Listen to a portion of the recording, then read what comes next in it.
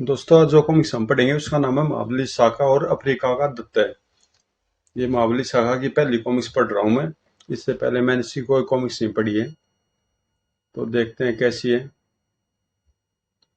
महाबली साका और अफ्रीका के दत्ता है। महाबली साका आज 2 सप्ताह बाद अफ्रीका की यात्रा से स्वदेश लौटा था और सर्वप्रथम वह कोहिमा के भीड़ों की सीमा पर स्थित जंगल गश्ती दल के मुख्यालय में कर्नल दीवान सिंह से मिला। मावली, जिस दिन आप यहाँ से गए थे, उससे दूसरे दिन कोसी गांव के एक संदेशवाहक ने सूचना दी थी कि बीएड में वन मानुषों की एक टोली आतंकित होकर नाग गुफा के पास आ गई थी। उसमें कुछ घायल वन मानुष भी थे। उन घायल वन मानुष का उपचार किया गया है या नहीं? मैंने गश्ती दल की एक टुकड़ी भेजी थी, लेकिन कुछ वन मानुषों की टोली ने उस पर आक्रमण कर दिया। गश्ती दल बहुत मुश्किल से जान बचाकर लौट सका। यह क्या हो गया उन्हें? कोहिमा के भीड़ों में बंद मानुष सदा शांतिपूर्ण ढंग से रहते आए हैं। कहीं ऐसा तो नहीं उन पर कुछ अनहोनी बीती हो?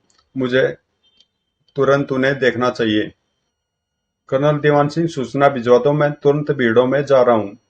मैं जानता था कि आप जंगल के हालात सुनते तुरंत जाना चाहेंगे, इसलिए आपका तूफानी एसव चेतक फाटक पर तैयार खड़ा है। चलिए। और अपना शरीर लिबास घोड़े की जीन में छिपाकर वह भीड़ का देवता बन तूफानी वेग से उड़ चला। कोहिमा के भीड़ों को सुरक्षित प्रवेश आरंभ हुआ, जहां हर प्रकार के शिकार पर पाबंदी थी और वह मावली शाखा की अनुमति के बिना कोई भी भारी व्यक्ति प्रवेश नहीं हो सकता था। अचानक वह शोर कैसा है? मावली शाखा तेजी से कोलाहल की ओर बढ़ने लगा। मेरी 2 सप्ताह की अनुपस्थिति में यह शांत क्षेत्र एकाएक क्यों अशांत हो उठा है? महाबली शाखा को एकाएक अपने सामने देखा आदिवासी उसके सम्मान में झुक गए, लेकिन एक उनमें ऐसा भी था जो भयानक ढंग से चिंगाड़ने लगा था। देवता पुत्र की जय हो। क्यों है? यह तो कोसी गांव का सरदार शांतो है, लेकिन यह वन मानुषों की भाषा में क्यों क्यों चीख रहा है? Kit kit. हे मेरे ईश्वर, यह वन मानुष की भाषा में अपना नाम किट बता रहा है। क्या कह रहा है? किट को मदद चाहिए। महाबली शाखा भीड़ के जीवों की बोली, उनकी सांकेतिक भाषा समझता था और भीड़ के अनगिनत जीवों से उसकी मित्रता थी। बंद मनुष्यों की एक टोली के एक सरदार से भी महाबली शाखा की मित्रता थी, जिसका नाम किट था। किट नाम का वह बंद मनुष्य एक बार बहुत सख्त बीमार हो गया था। तब महाबली शाखा ने उसे कुछ दिन अपनी नाग गुफा में अपने साथ रखा था। लेकिन यह कैसे संभव हो सकता था कि कोसी गांव के आदिवासियों का सरदार शांतो अपने आप को किट कहने और उसी की भाषा में बोलने लगे? शांतो, यह क्या हो गया तुम्हें? क्या तुम्हें अपने सरदारी के ओहदे का ख्याल नहीं रहा?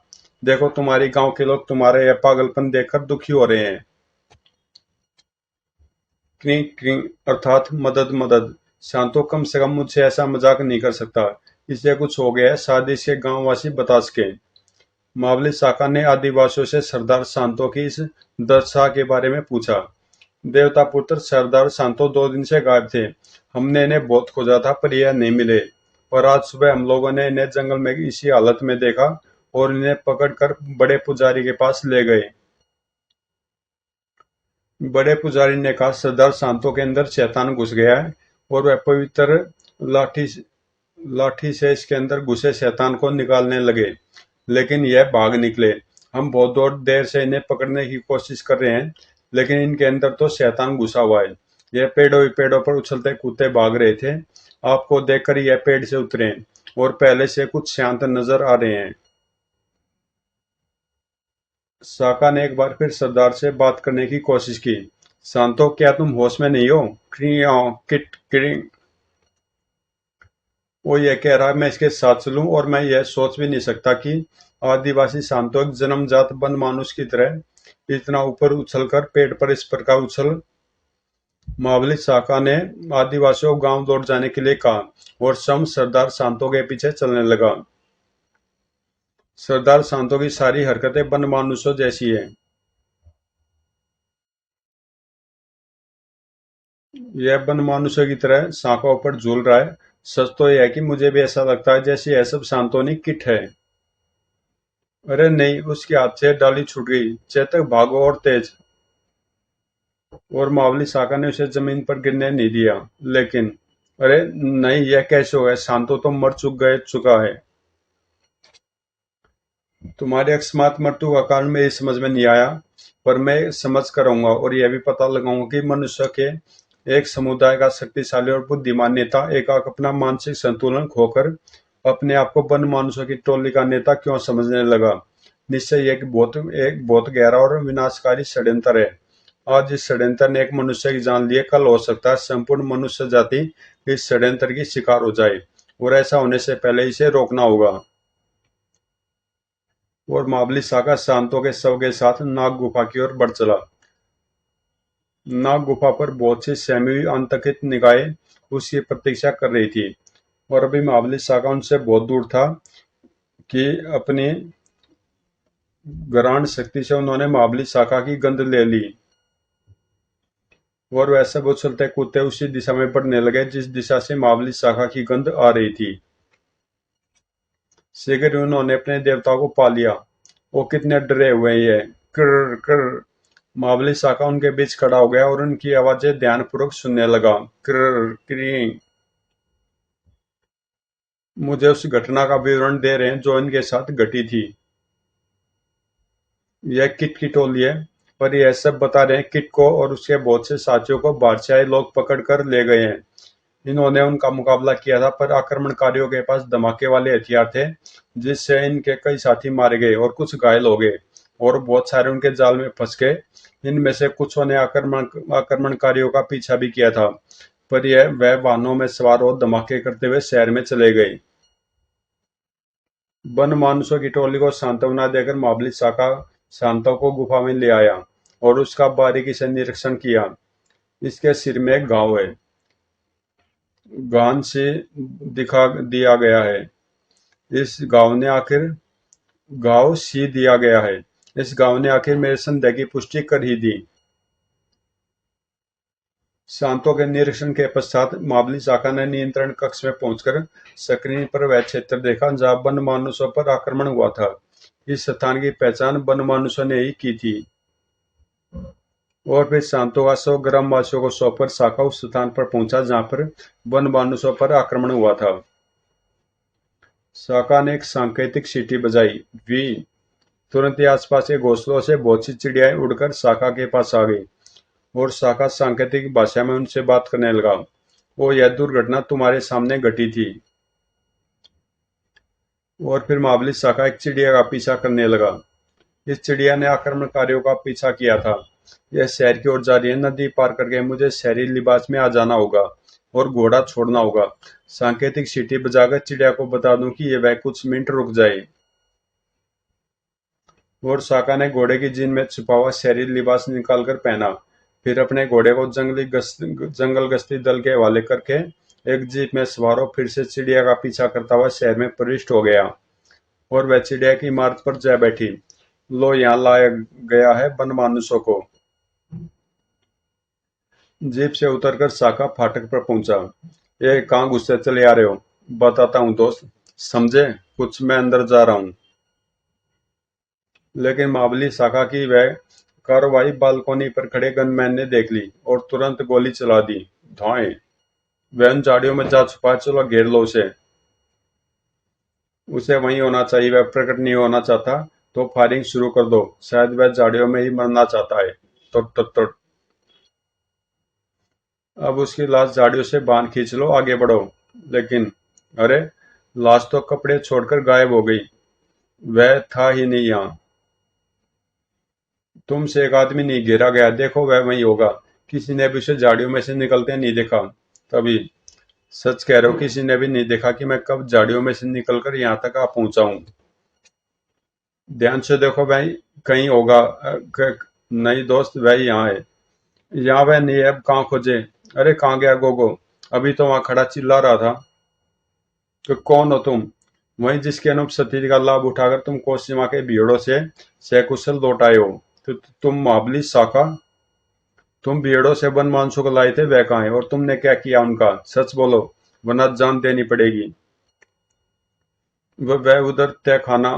चलो तय खाने में। वह क्र, क्र, चलो दरवाजा खोलो। लेकिन यहाँ सिर्फ 5 है, बाकी कहाँ है? जंगल से तुम लगभग 40 वन मानुष लाए हो, बाकी सब काम आ गए। नहीं, मेरा मतलब है वह उन्हें ले गया। कहाँ ले गया, कौन ले गया और क्यों? हम उसे नहीं जानते। वह अपने आप को लाल सितारा कहता है और हमेशा नकाब पहने नजर आता है। 2 दिन हुए वह यहाँ से चला गया, पता नहीं कहाँ पर वह गया, समुद्री रास्ते से है। लाल सितारा, कहीं सुनाई है नाम? कोई अज्ञात रहस्यमय व्यक्ति है? हाँ, याद आया, वह तो कुख्यात अपराधी है। आज तक किसी भी देश में यह पकड़ा नहीं जा सका। वह अंतर्राष्ट्रीय स्तर का अपराधी है और उसे उच्च श्रेणी के वैज्ञानिकों का सहयोग भी प्राप्त है। तभी चौकर महाबली शाखा ने अपने कान फरस से लगा दिए। मेरी सुपर श्रवण शक्ति फरस के नीचे से आती कुछ आहटों का आभास दिला रही है। इसके नीचे का कोई और भी गुप्त स्थान है? एक और भूमिगत तहखाना? नहीं, यहाँ और कोई तहखाना नहीं है। ओह, नीचे तहखाना? दोस्त, मैं उसका रास्ता पूछ रहा हूँ, बताओ। तभी महाबली चौका। मानसगंध, अर्थात मेरे पीछे कोई है। तो मैं सच कह रहा हूँ, कह रहा हूँ कि नीचे। शाखा अचानक पीछे घुमा, दाएं दाएं। पता नहीं कब और कैसे वह पीछे घुमा, रिवॉल्वर निकाला, निशाना लिया और गोली दाग दी। यह सब उसने इतनी तेजी से किया कि मैं अपनी गन का ट्रिगर भी न दबा सका। नीचे आ जाओ, वरना अब जो गोली चलेगी वह तुम्हारे मस्तक पर चल पड़ेगी। और फिर शाखा ने बंद मानुषों के जंगले पर लटके ताले पर फायर किया। बाहर आ जाओ दोस्तों, मुझे तुम्हारे सहयोग की आवश्यकता पड़ेगी। आजाद होते ही क्रोधित बन मानुष चिंगाड़ते हुए झपके। महाबली शाखा को यह बन मानुष पहचानते थे। महाबली शाखा ने उन्हें उन्हें उनकी ही गुफा में उन्हें आदेश दिया कि वह कैदियों पर नजर रखे। बचाओ बचाओ, उफ, ये हमें मार डालेंगे। तुम अब मुझे इस तहखाने के नीचे वाले तहखाने में पहुंचाओगे दोस्त, वरना मैं इन्हें आदेश दूंगा कि वह अपने साथियों की मौत का बदला तुमसे ले लें। मैं रास्ता बताऊंगा बताऊंगा। इसे घुमाने से दरवाजा खुलता है, यह देखो। लेकिन मैं अंदर नहीं जाऊंगा, अंदर वह नरबख्शी है। नरबख्शी? लाल सितारा इन मुसीबतों को अफ्रीका से लाया था। उनमें से 5 यहाँ छोड़ गया, बाकी सबको टेंट करके अपने साथ ले गया है। तुम किस मुसीबत की बात कर रहे हो? कहीं कोई जानवर तो नहीं? जानवर नहीं, वह जानवर से भी भयानक है, राक्षस है पूरे। जंगल से लाए गए वन मानुषों को वैसे खा गए जैसे शेर के पिंजरे में खरगोश छोड़ दिए गए हो। मैं तुम्हें अंदर जाने से इसलिए रोक रहा हूँ कि तुम्हारे मरने के बाद हमें इन वन मानुष से कुछ से कौन मुक्त कराएगा? है तो वह आदमी जैसे ही, पर उनसे अधिक भयानक पृथ्वी पर शायद ही कोई जीव होगा। विश्वास करो, मैं लौट कर आऊंगा। पृथ्वी के समस्त प्राणियों से प्यार की भाषा में बात करना मुझे आता है। और महाबली शाखा कथित मौत के तहखाने में बेखौफ होकर उतर गया। यह तो सचमुच मनुष्य के बीच राक्षसों के समान है, मगर इन्हें यहाँ तक लाना एक असंभव काम था। अफ्रीका के भीड़ों में तो इन्हें दानव ही कहा जाता है। अपने सामने एक जीवित प्राणी को देखकर वह दैत्य जैसे हिंसक प्राणी गर्जने लगे थे। उनकी गर्ज से भूमिगत तहखाने का जरा जरा कांप रहा था, मगर महाबली शाखा निर्भीकता और आश्चर्य से उन्हें देख रहा था। कोहिमा की भीड़ों में स्थित अपने खजाने में इन्हें शामिल करने की मेरी अभिलाषा सरकार की अनुमति न मिलने के कारण अब तक पूरी नहीं हुई थी। पर लाल सितारा न केवल इन्हें यहाँ ले आया है, बल्कि इनमें से कुछ को टेंट करके अपने साथ कहीं ले भी गया है। महाबली शाखा भी उनके बारे में सोच ही रहा था कि तभी एक दैत्य ने खंबे जैसे पिंजरे के सलाखें तोड़ दी। तड़ाक तड़ाक। लेकिन तभी महाबली विचलित नहीं हुआ। ठीक आओ दोस्त, 3 वर्ष पहले की मुलाकात को ताजा करे। वह मुलाकात मैंने तुम्हारी जाति के सरदार से की थी। इससे पहले कि दत्त के हाथ महाबली शाखा तक पहुंच पाते, महाबली शाखा हवा में उछला और दौड़ दत्त के सीने पर प्रहार करते हुए उसके ऊपर से होता हुआ उसके पीछे जा कूदा। और इससे पहले कि विशाल का दत्त पीछे घूम पाता, महाबली शाखा ने उसकी गर्दन के पृष्ठ भाग की एक विशेष नस पर अपनी संपूर्ण शक्ति से वार किया। ठोक। फिर उसके सामने आकर महाबली शाखा दत्त के समान एक विशेष ढंग से चिंगाड़ उठा। गर्दन के विशेष नस पर पड़े आघात ने दत्ते को शिथिल कर दिया था, और इस चिंगाड़ का असर यह हुआ कि दत्ते भी छाती पीटते हुए चिंगाड़ा। जो अब में शाखा ने एक बार फिर उसके पीछे पहुंचा और उसकी उसी विशेष नस पर एक और प्रहार किया। दत्ते ऐसा ऐसा होकर गिर गिर पड़ा। इसका प्रभाव शेष चारों दत्तों पर भी पड़ा और वह भी छाती पीटने लगे। शाका फिर चिंगाड़ा क्यों। इस पर महाबली शाका ने दत्ते को खाली पिंजरे में लौट जाने का आदेश दिया था। दत्तांतरिक्ष अवस्था में भीगी बिल्ली सा बनकर खाली पिंजरे में चला गया और शाका ने पिंजरा लॉक कर दिया। फिर ऊपर वाले तहखाने में लौट गया। तो तुम लौट आए। हमने भयानक चिंगाड़ सुनी थी। हम समझे थे तुम गए। मैं उनसे मित्रता करके आया हूँ। और अब तुम सोचो, जब मैं उन दत्तों से मतलब की बात कर सकता हूँ तो तुम्हारी क्या हैसियत है उनके सामने। वह भूखे हैं। अगर तुमने मेरे सवालों का जवाब नहीं दिया तो मैं तुम्हें उन दत्तों के हवाले कर दूंगा। हम सच कहते हैं, हमें कुछ नहीं मालूम। लाल सितारा हमें यहाँ सिर्फ इस इमारत की रखवाली के लिए छोड़ गया है। हमें हर हालत में उन दत्तों का भेद छुपा कर रखना था। उन्हें भोजन देते रहना था। अगर तुम थोड़ी देर और न आते तो हम इन 5 बन मानुषों को गोली मारकर दत्तों वाले तहखाने में फेंक देते। यहाँ कुल कितने दत्ते लाए गए थे और कैसे लाए गए थे? कुल 40 थे। वह सब बेहोश थे और बड़े बड़े ताबूतों में पैक थे। उन्हें विमान द्वारा पास के जंगल में गिराया गया था। 4 किस्तों में इन्हें यहाँ लाया गया है।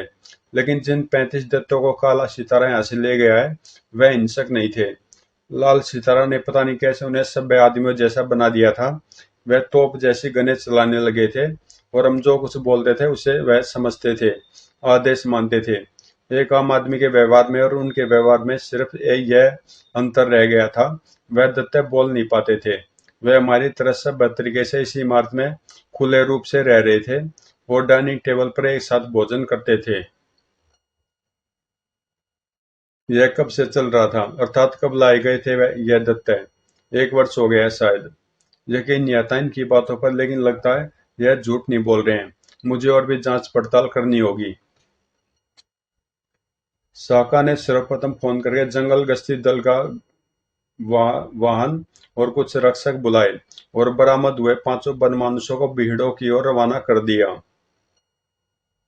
और इमारत पर जंगल गश्ती दल के रक्षकों को कुछ आवश्यक निर्देश देकर तैनात कर दिया। स्वयं तीनों कैदियों सहित पुलिस कमिश्नर विक्रम सिंह के कार्यालय में पहुंचा। अरे महाबली, तुम और ये तीनों कबूतर कहाँ से पकड़े? ये कबूतर ने कमिश्नर साहब, इन्हें तो जिंदा इंसानों का मांस नोचकर खाने वाले गिद्ध समझो। तीनों कैदियों को हवालात भेजने के बाद अब आप अपना हृदय मजबूत कर लीजिए, क्योंकि मैं यह बताने जा रहा हूँ कि हमारे शहर में एक खूंखार और पहले दर्जे का चालाक अंतर्राष्ट्रीय सतर्क अपराधी एक लंबे अरसे से उद्यम मचा रहा है। उद्यम? सचमुच उद्यम मचा रहा महाबली। शाका हमारे देश के 10 श्रेष्ठ वैज्ञानिक, 5 खूंखार हत्यारे, जिनकी तलाश पुलिस को एक लंबे अरसे से तलाश थी, और एक भूगोल शास्त्री सहित हमारे विभाग के 3 श्रेष्ठ जासूस रहस्यमय ढंग से अपना मानसिक संतुलन खो बैठे हैं। अरे नहीं, मानसिक संतुलन खोने से पहले वह सब 2 दिन पहले गायब हो गए थे और अभी पुलिस सरगर्मी से उनकी तलाश कर ही रही थी कि वह सब अपने ठिकानों पर लौट आए, मगर विचित्र अवस्था में। विचित्र अवस्था, मानसिक संतुलन, मैं समझा नहीं। इस घटना को जनसाधारण से छुपाया गया है। समाचार पत्रों से विशेष अपील की है कि वह इन समाचारों को न छापे, क्योंकि इससे शहर में आतंक फैलने का भय है। लेकिन इस समय यह घटना हमारे लिए सबसे बड़ी परेशानी का कारण बनी हुई है। हमारे पास कोई सूत्र नहीं है कि यह जानने का कि उनकी यह अवस्था कैसे हुई। उन सबको एक ही स्थान पर रखा गया है। यह सब आपस में ऐसे रह रहे हैं जैसे वह आदमी न होकर बंदर हो। बंदर? हाँ महाबली, उनकी तमाम हरकतें बंदरों जैसी हैं। विशेषज्ञ कहते हैं यह वन मानुषों जैसा व्यवहार कर रहे हैं। हे ईश्वर, अब समझा उन शैतानों की योजना। कि क्या शैतान की योजना? मैं समझा नहीं महाबली। फिलहाल हम यह मानकर चलते हैं कि कमिश्नर साहब की इस षड्यंत्र का आरंभ कोसीमा के भीड़ों से 13 दिन पहले हुआ। कुछ अज्ञात लोगों ने मेरी अनुपस्थिति में भीड़ों में कदम रखे और वहां से लगभग 40 बंद मानुष पकड़ लाए। अगर तुम यह कहना चाहते हो कि महाबली की उन बंद मानुषों का मस्तिष्क निकाल कर उन सब लोगों के मस्तिष्क के स्थान पर रख दिया है जिसका भी जिक्र मैंने अभी तुमसे किया है, तो मैं तुम्हारी बात का समर्थन करता हूँ, क्योंकि उन सब आदमियों के सिर में जहाँ दिमाग होता है वहाँ घाव का निशान है, जिसे सी दिया गया है। मैं यही कहना चाहता था कमिश्नर साहब, क्योंकि मैं एक ऐसे आदमी का निरीक्षण कर चुका हूँ। वह एक आदिवासी था पर वह मर गया। मैंने संदेह की पुष्टि के लिए उसका सिर खोलकर दिमाग निकाला तो पाया यह दिमाग बनमानुस का ही था। अब सवाल यह पैदा होता कि उन सब लोगों का असली दिमाग किसने और क्यों निकाला। कैसे हत्या करने का एक नया ढंग समझा जाए, क्योंकि यह सब लोग एक प्रकार से मर ही चुके हैं। नहीं कमिश्नर साहब, उन सब की हत्या से भला क्या लाभ हो सकता है? फिर तुम क्या कहते हो इस बारे में? सुनोगे तो शायद आपके हृदय की गति रुक जाएगी कमिश्नर साहब। वो तुम बहुत कुछ जानते हो शायद, मुझे भी बताओ मावली। तो सुनो, अपराधियों ने उन सब लोगों का दिमाग अफ्रीका के डोंडो जाति के मानव दत्तों की खोपड़ियों में फिट कर दिया है। वही दत्त जिन्हें तुम अपने खजाने में शामिल करने की अनुमति पिछले 2 वर्षों से सरकार से मांग रहे हो। जी हाँ, उन दत्तों को सरकार की अनुमति न मिलने के कारण मैं तो न लाश का पर लाल सितारा ले आया। लाल सितारा कि क्या सब उत्पात वह मचा रहा है? जी हाँ, वह 3 कैदी जो मैं लाया हूँ उसी के दल के गनमैन है, जो मुझे की मार्ग के में 5 दत्तों की रखवाली करते मिले हैं। नहीं महाबली, कह दो कि यह झूठ है, यह सब झूठ है। उफ, पानी, ये लीजिए। गट गट। हाँ बताओ लाल सितारा अब कहाँ है? मैं उस पागल कुत्ते को अपने हाथों से गोली मारूंगा। आप तो तब उसे गोली मारेंगे कमिश्नर साहब जब वह मेरे हाथों से बच जाएगा। लेकिन अफसोस है कि वह इस शहर में नहीं है। वह कहाँ गया है यह भी नहीं मालूम। हाँ, यह अवश्य मालूम है कि वह 35 दत्तों को अपने साथ ले गया है। क्या तुम यह भी नहीं बता सकते कि उसे किस दिशा में तलाश किया जाए? विश्वास के साथ तो मैं नहीं कह सकता। हाँ, अनुमान है कि उसे हिंदुस्तान से अफ्रीका के भीड़ों में जाने वाले समुद्री मार्ग पर तलाश किया जाए तो शायद कामयाबी मिल जाए। यह अनुमान तुमने कैसे लगा कि वह अफ्रीका की ओर गया होगा? कमिश्नर साहब, 3 वर्ष पहले जब मैं अफ्रीका गया था और जब अफ्रीका के तिलिस्मी भीड़ों के उस भाग में पहुंचा जहां यह डोंडो जाति के दत्ते रहते हैं, तो वहां मैंने एक नदी देखी थी जिसमें कंकड़ पत्थरों की तरह हीरे भरे हुए थे। वह नदी एक घाटी में मिलती थी और वह घाटी हीरों से भरी पड़ी थी। हो सकता मेरी तरह कोई भी उस परदेश से जीवित अपनी दुनिया में लौट आया हो और उससे किसी प्रकार यह बात लाल सितारा को मालूम हो गई हो। तो वह हीरे लेने गया है। वहां से कोई जीवित लौट आई यह बात तो मानी जा सकती है, पर वहां से हीरे लेकर लौटना संभव है, क्योंकि उन हीरों में से ऐसी रस्मियां निकलती है जो वहां के दत्तों को प्रभावित करती हैं। इस कारण हीरे लेकर चलने वाला आदमी दत्तों की नजर में आ जाता है और फिर वह दत्ता का आहार बन जाता है। बात और अधिक साफ हो गई। लाल सितारा वहीं के दत्तों से हीरे की धुलाई करवाएगा, इसलिए उसने उन दत्तों में मनुष्य का दिमाग फिट किया है। जी हाँ, सारा मामला आईने की तरह साफ है और यह भी स्पष्ट है कमिश्नर साहब कि अगर लाल सितारा हीरो की वह दौलत पा गया तो वह पूरी दुनिया में हाहाकार मचा देगा। मैं तुरंत ही यह समाचार दुनिया भर में फैला दूंगा। इस प्रकार लाल सितारा अफ्रीका पहुंच ही नहीं पाएगा। इसके परिणाम भी भयानक हो सकते हैं कमिश्नर साहब। हीरो की वह घाटी हो सकता है लाल सितारे जैसे और भी कुछ लोगों को उसी रास्ते पर लगा दे। इसलिए अभी शांत रहिए और अगर मुझ पर विश्वास करते हैं तो मेरी मदद कीजिए। मैं आपसे 15 दिन का समय लूंगा। अगर इतने समय में मुझे कुछ सफलता नहीं मिली तो फिर आप वह कीजिएगा जो आप सब करना चाहते हैं। तब तक कहीं हमें देर न हो जाए महाबली। नहीं, ऐसा नहीं होगा। आप समुद्री मार्गों पर अपने उपलब्ध साधनों से लाल सितारे की खोज आरंभ कर दीजिए। लेकिन उन 500 दत्तों का क्या होगा मामले जिनके पहरेदारों को तुम यहाँ पकड़ लाए हो? सरदार के बस में नहीं है सरकार के बस में नहीं है कि वह उन तत्वों को पाले। इसलिए मैं चाहूंगा कि उन तत्वों पर मेरा अधिकार समझा जाए। मैं उन्हें अपने खजाने में शामिल कर दूंगा। आशा है कि मुझे आपका भी पूर्ण सहयोग मिलेगा। मैं गृह मंत्रालय को हालात बताकर अनुमति ले लूंगा, लेकिन तुम्हें विश्वास है ना कि तुम उन तत्वों को संभाल लोगे? मुझे इतना विश्वास है कि आपकी आज्ञा मिले तो उनके कंधे पर बैठकर सुबह शाम शहर के लिए भरे हुए बाजारों में निकल जाऊं। और इस प्रकार कमिश्नर साहब से पूर्ण सहयोग का आश्वासन लेकर महाबली शाखा वापस उसी इमारत की ओर लौट चला जहां 5 दत्ता उसकी प्रतीक्षा कर रहे थे। उस इमारत पर पहुंचते ही उसे एक खुशखबरी मिली। आपके जाने के बाद यहाँ एक कार आई थी, लेकिन हमें देखकर कार आगे जाने लगी तो हमने फायर करके कार के टायर फाड़ दिए। उसमें 4 आदमी सवार थे। अब वह हमारे कब्जे में है। धन्यवाद दोस्तों। और वह उनकी कार। शाबाश। ठीक है, मैं उनसे पूछताछ करता हूँ। तब तक तुम इस इमारत के पीछे स्थित बकरों के बाड़े में से 25 बकरे ऊपर वाले तहखाने में पहुंचा दो। अंदर। कैदी यहाँ मावली। ठीक है, तुम जाओ और अपने साथियों की मदद करो। यही है मावली शाखा।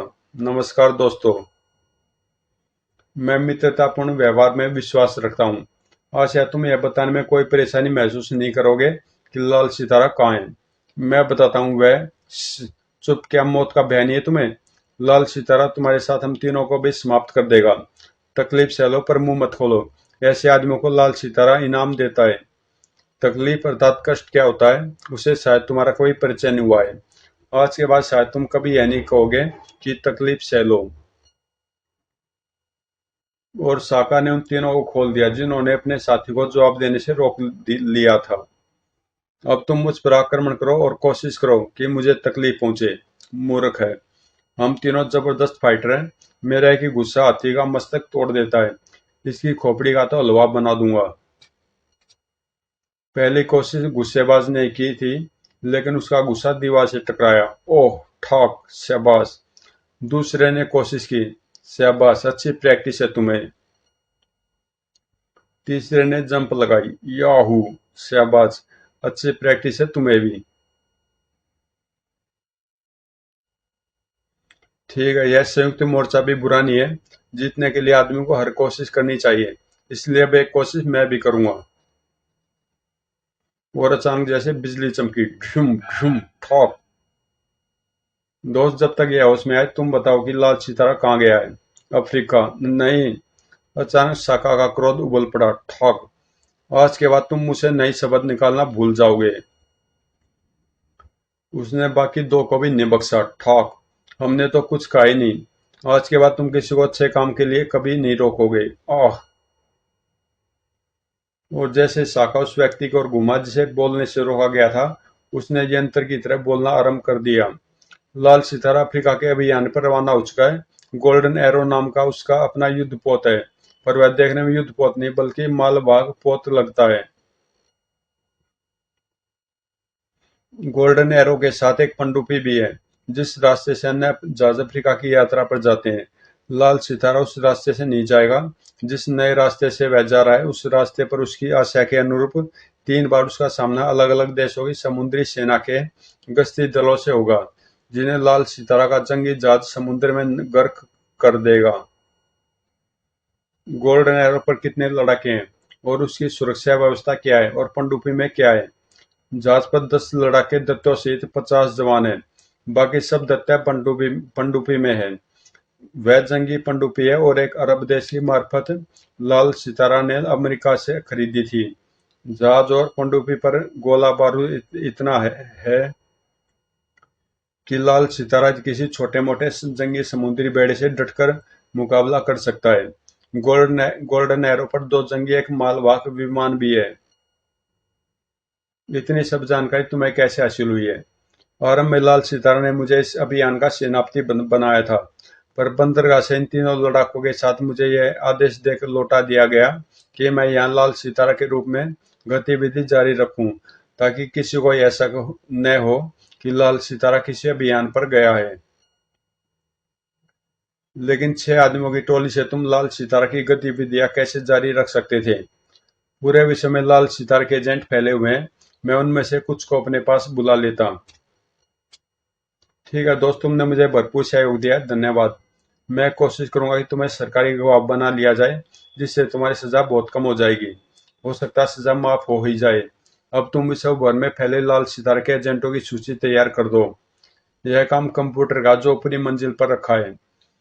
और फिर महाबली शाखा ने उस व्यक्ति को गश्ती दल के एक सिपाही के साथ ऊपरी मंजिल के कमरे में स्थित उस कमरे में भेज दिया, जहाँ एक शक्तिशाली ट्रांसमीटर और कंप्यूटर रखा था, और स्वयं तय खाने की ओर बढ़ चला।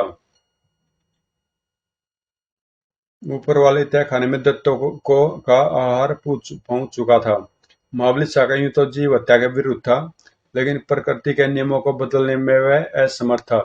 वह कोसीमा के भीड़ों का शासक होने के बावजूद शेरों को हिरणों का शिकार करने से रोक नहीं सकता था। जंगल का नियम है कि एक जीव दूसरे जीव का आहार है, और इन बकरियों को भी अंततः किसी न किसी का आहार बनना ही था।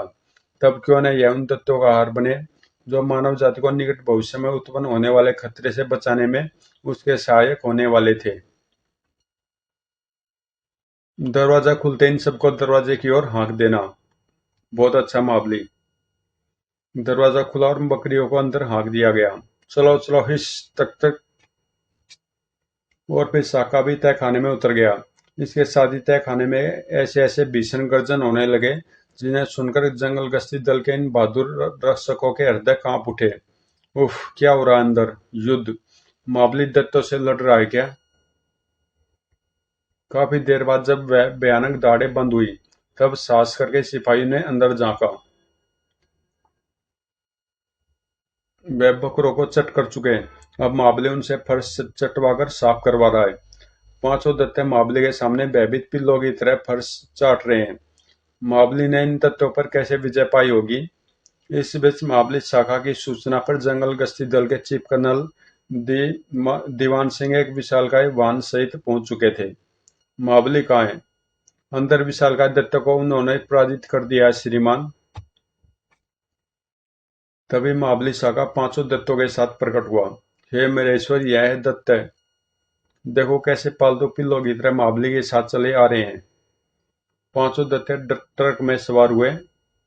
फिर उस इमारत पर पुलिस का अधिकार हो गया। गश्ती दल वापस चला गया और महाबली शाखा उस वाहन को लेकर भीड़ों की ओर चल पड़ा। फिर वह वाहन भीड़ों में स्थित उस घाटी में पहुंचा जिसमें प्रवेश करने का मार्ग महाबली शाखा के अतिरिक्त किसी को नहीं मालूम था। चारों ओर गगनचुंबी पहाड़ थे जिन पर चढ़कर घाटी से बाहर निकलने की बात सोची भी नहीं जा सकती थी। कुशल पर्वतारोही भी अपनी पूरी टीम और समस्त साजो सामान के बिना उन पहाड़ियों पर पार नहीं पा सकते थे। यह दानव भी हालांकि पहाड़ों पर ही पैदा हुए थे, लेकिन महाबली शाखा जानता था इन चिकने और दीवार की तरह सीधे पहाड़ों पर चढ़ना इनके सामर्थ्य से बाहर की बात थी। इसलिए जब तक इनकी जरूरत नहीं थी, तब तक के लिए इन्हें यहाँ छोड़ देने में महाबली शाखा को दो प्रमुख लाभ। ये पहला यह है कि यह दानव घाटी में स्वतंत्र रह सकते थे और किसी को कुछ हानि भी नहीं पहुंचा सकते थे। दूसरा लाभ यह था कि घाटी में अन्य जीव जंतुओं के रूप में उनका भोजन भी प्रचुर मात्रा में था। मीठे पानी की एक नदी थी और थी जो एक झरने के रूप में घाटी में गिर रही थी।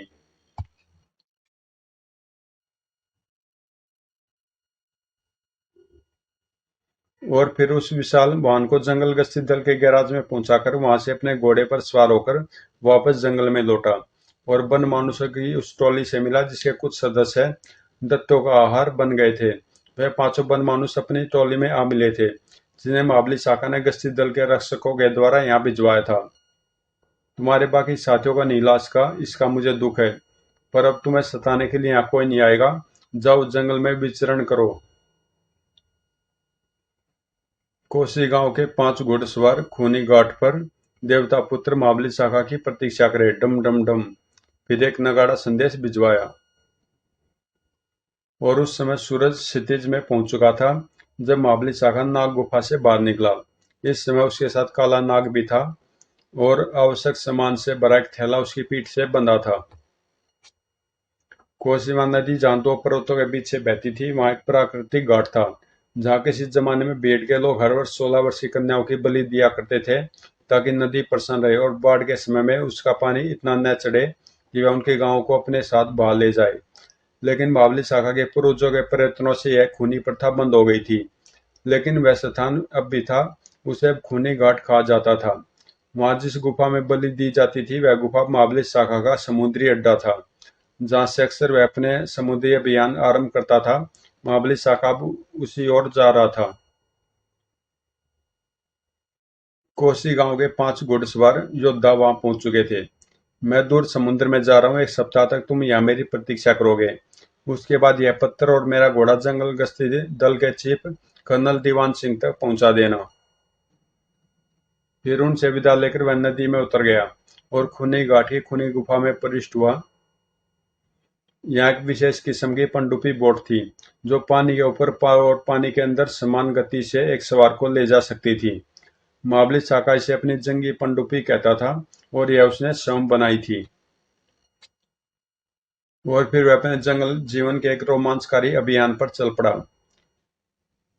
नागपुत्र के पास सब कुछ है, पर वह कभी किसी को दिखाता नहीं है। हमारा भाग्य अच्छा जो हमें उसका जल घोड़ा देखने को मिला। देखो देवता पुत्र का जल घोड़ा, निश्चय उसके पास सवाई घोड़ा भी होगा। उधर महाबली शाखा जैसे जैसे आगे बढ़ता जा रहा था, नदी का पाट चौड़ा होता जा रहा था। मेरी यह जंगी पनडुब्बी पहली बार इतनी लंबी यात्रा पर निकली है। भीड़ के लोग महाबली शाखा को देवता पुत्र और नाग पुत्र भी कहते हैं, क्योंकि वह काला नाग उनका देवता जो महाबली शाखा के पास रहता है। भीड़ के लोग इसलिए महाबली शाखा को साधारण मनुष्य की संतान नहीं, बल्कि नाग देवता की संतान मानते हैं। और अंत में वह समुद्र में पहुंच गया, और इस यात्रा में इसे यह साबित करना है कि यह सचमुच एक जंगी पनडुब्बी है। और जब समुद्र की मत वाली लहरों का उफान उठा तो वह अपने अद्भुत वाहन को गहराई में ले गया। दुश्मन को समाप्त करने की भरपूर क्षमता इसमें, यही इसकी परीक्षा की घड़ी है। मेरा अनुमान सही है तो लाल सितारे से इसी मार्ग पर कहीं टकराव होगा। वाहन के अंदर उसके सामने का नक्शा था जो उसने स्वयं बनाया था। महाबली शाखा का अनुमान सही था, उसी मार्ग पर लगभग 150 नोट आगे थी लाल सितारे की पनडुब्बी। पनडुब्बी के पीछे था गोल्डन एरो। कंट्रोल रूम में गोल्डन एरो का कप्तान अपने सामने लगी स्क्रीन पर पनडुब्बी में मौजूद लाल सितारे से संपर्क बनाए हुए था। मास्टर, एक गश्ती नौका हमारी ओर आ रही है। हमारे पास इस प्रदेश में प्रवेश करने का आज्ञा पत्र नहीं है। इससे पहले कि वह नौका हमारे बारे में कोई सूचना अपने केंद्र में भेजे, उसे नष्ट कर दो। आदेश मिलते गोल्डन एरो का डेक दो भागों में विभाजित हुआ और 50 मील तक गोला दागने वाली तोप की लंबी नाल बाहर निकल आई। फिर कुछ ही क्षण बाद फायर कर दिया गया। धुआं। निशाना अचूक था। 200 पाउंड का एक रॉकेट बम गश्ती नौका पर आ गिरा और गश्ती नौका के परखचे उड़ गए। धड़ाम। कंट्रोल रूम में, शाबाश कैप्टन, अब 100 नॉट की दूरी तक हमारे रास्ते में कोई गश्ती दल नहीं आएगा। गोल्डन एरो की रफ्तार बढ़ा लो। बहुत अच्छा मास्टर। महाबली शाखा तेजी से जल्लादों के इस काफिले के करीब आ रहा था। उसे रास्ते में 2 बार गश्ती पनडुब्बियां मिली थी, पर उनकी इस अद्भुत पनडुब्बी पर उन्हें संदेह नहीं हुआ। शायद इसे मछली समझकर नजरअंदाज कर दिया गया था। रास्ते में जो भी जहाज मिलता, महाबली शाखा अपनी पनडुब्बी पर लाकर कुछ देर तक उसे चेक करता। यह तो कोई चाइनीज मालवाहक पोत है। और फिर उस समय तो उसकी प्रसन्नता का कोई ठिकाना ही नहीं रहा जब उसने गोल्डन एरो को देखा। वही है। इस बार उसकी पनडुब्बी ने बड़े उत्साह के साथ डुबकी लगाई।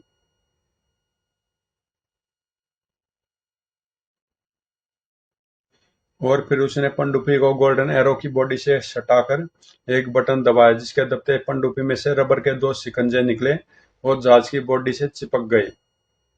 उसके बाद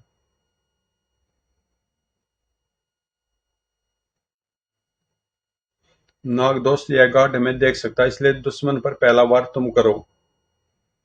डेक पर तैनात गार्ड हालांकि सतर्क था, लेकिन उसे क्या पता था कि मौत इस रूप में भी आ सकती है। और फिर गार्ड को चीखने का भी अवसर नहीं मिला। नाग दोस्त, तुम कितने रहस्यमय हो, यह शायद मैं कभी न जान पाऊंगा। तुमने मेरे किसी पूर्वज के को अकाल मृत्यु का शिकार नहीं होने दिया।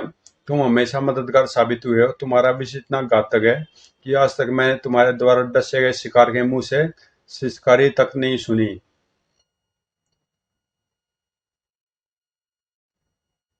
और फिर चाका ने गार्ड का शव समुद्र की लहरों के हवाले कर दिया। और फिर बाघ किसी सतर्क मुद्रा में महाबली शाखा मोड़ पर पहुंचकर रुका। 2 शिकार, पर उनमें से एक का मुंह मेरी ओर है। ऐसे अवसर के लिए मैं अपने साथ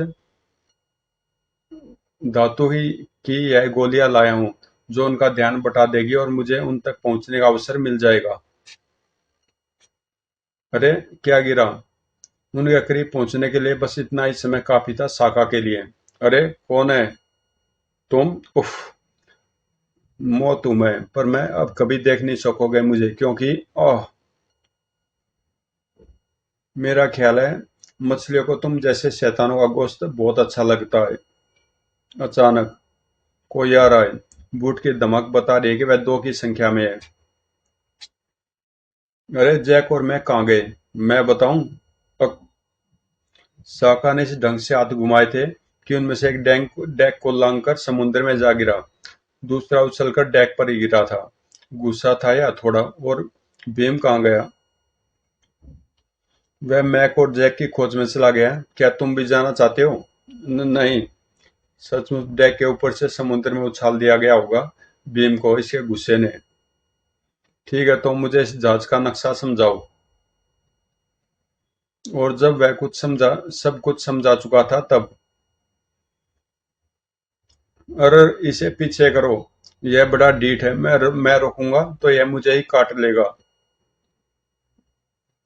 और अगले ही क्षण वह पहला गार्ड था जो साका के डील डोल का था। अतः साका ने उसकी वर्दी उतारकर पहन ली और उसे कुछ तंग अवसर लगी पर काम चल सकता था। फिर उस गार्ड को मछलियों के हवाले करके उसी गलियारे में मुड़ गया जिसमें से वह दोनों गार्ड आए थे।